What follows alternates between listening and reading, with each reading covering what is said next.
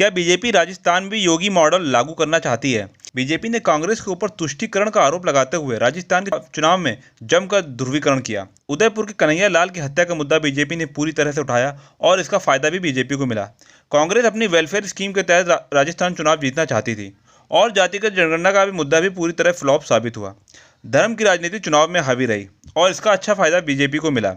BJP ने बाबा बालकनाथ बाल मुकुंद चार जैसे लोगों को टिकट दिया। बाल मुकुंद चार ने मुस्लिम बहुल हवा महल से अपनी सीट निकालकर कमाल कर दिया। बाल मुकुंद चार की अपनी एक फायर ब्रांड इमेज है और जिस तरह से उनका एक वीडियो वायरल हुआ जहां वह इलीगल मीट शॉप को हटाने का सख्त आदेश दे रहे हैं, इसने उनको भी चीफ मिनिस्टर कैंडिडेट का अच्छा उम्मीदवार बना दिया है। बीजेपी उत्तर प्रदेश की तरह एक ऐसा लीडर राजस्थान में देना चाहती है जिससे राजस्थान में एक स्थायीपन लाया जा सके और भविष्य में ध्रुवीकरण सिर्फ चुनावों के वक्त करने की जरूरत महसूस ना हो। उत्तर प्रदेश में योगी सख्त फैसले लेते हैं, चाहे वह इलीगल लाउड स्पीकर हो या फिर उत्तर प्रदेश में क्राइम को खत्म करने के लिए उनका बुलडोजर मॉडल और इनकाउंटर। योगी काल में विकास दुबे जैसे अपराधियों का इनकाउंटर हुआ है। बाल मुकुंद चार को सीएम फेस माना जा रहा है। बाल मुकुंद चार ने जिस तरह एक्शन मोड में आकर अवैध दुकानों पर एक्शन लिया, उसने योगी के शुरुआती दिनों की याद दिला दी।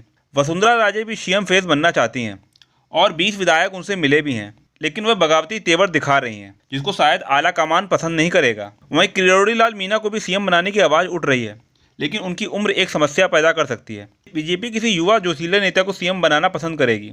दिया कुमारी को भी एक उम्मीदवार माना जा रहा है। State unit president CP Joshi भी एक अच्छे कैंडिडेट हैं। जिस तरह उन्होंने पार्टी को एक करने में मदद की। कांग्रेस ने अपनी योजनाओं जैसे चिरंजीवी हेल्थ इंश्योरेंस स्कीम के जरिए चुनाव जीतना चाहा, लेकिन उसका ज़्यादा असर नहीं हुआ और धर्म का मुद्दा बड़ा साबित हुआ। जैसे इंडिया अलायंस के डीएमके सनातन धर्म को समाप्त करने की बात करते हैं, वहीं मल्लिकार्जुन खड़गे भी सनातन के खिलाफ बोल चुके हैं और उनके सुपुत्र प्रियंक खड़गे भी ऐसा सवाल उठा चुके हैं। बीजेपी ने कांग्रेस की इमेज सनातन और हिंदू विरोधी कर दी है और जानकारों का मानना है कांग्रेस जो भी चुनाव राज्यों में जीती है वह सिर्फ एंटी इनकम्बेंसी की वजह से ही जीती है, जहाँ लोगों ने ऑप्शन न होने की वजह से कांग्रेस को वोट दिया। जानकारों का मानना है कि बीजेपी 2024 चुनाव जीत रही है और हिंदुत्व के मुद्दे पर उसको अच्छा फायदा मिलेगा। राज्यों में कांग्रेस को बीजेपी के पुअर परफॉर्मेंस और एंटी इनकम्बेंसी फैक्टर पर निर्भर रहना होगा। अगर कांग्रेस सनातन को सम्मान नहीं देती है तो कांग्रेस एक रीजनल पार्टी बनकर रह जाएगी और भविष्य में नॉन कांग्रेस नॉन बीजेपी विकल्प भी सामने आ सकते हैं।